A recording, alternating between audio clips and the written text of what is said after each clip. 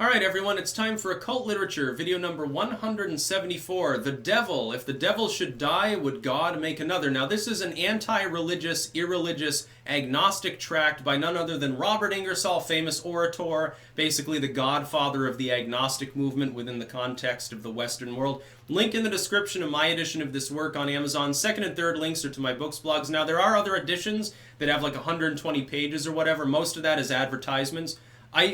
When I went in, I expected it to be like a multi-day editing project. Instead, it comes out to a little less than 40. This is not a book in and of itself. It is a speech. Back then, you know, we're talking a century ago, a lot of times people would come and speak on philosophical, political, religious topics in the public square, and people would like pay 10 cents to go hear them speak. And then they do like Q&A and interact and stuff. And it was intellectual. It was a form of entertainment before the radio, essentially.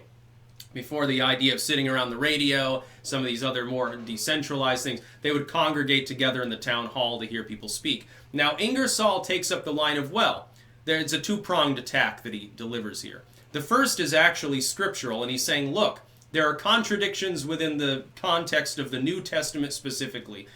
For instance, the idea that the little spirits, the demons that get chased into the pigs and stuff, he mentions this, they knew who Jesus was. They're like, oh my God, it's the Son of God. Oh, help us, help us. Meanwhile, Satan thinks he can tempt him and is apparently ignorant of the fact that he's actually God's son. He's apparently, the devil doesn't know, but the devil's minions for some reason do. And so there are various religious lines of reasoning that he uses. The second is actually emotional.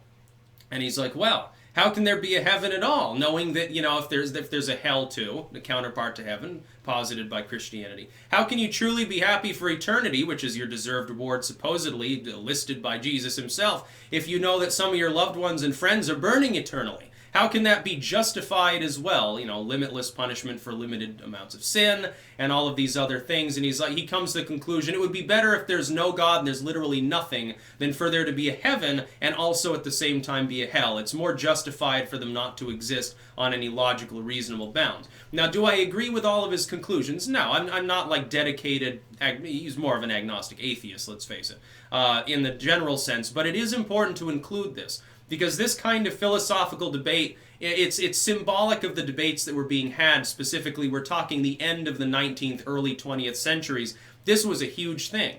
You have the latent spiritualist movement saying, well, yeah, lamestream religion's wrong, but the spiritual stuff's pretty great. Yeah, there's ghosts everywhere, and we should delve into paganism and stuff. You had the rational side of, no, there's none of this stuff is real. It's just science all the time. Everything's mundane. Then you have the resurgent fire and brimstone sort of thing within Christendom saying, oh, look at all these heretics. It truly is the end times. And so they sort of battle together. Now, of course, Ingersoll being an agnostic, he's not a spiritualist. He's not a hardline secularist in any sense. He's talking about the justice of there being a heaven or hell and asking the fundamental philosophical question, do I believe that there is a devil? Of course, his answer is generally no.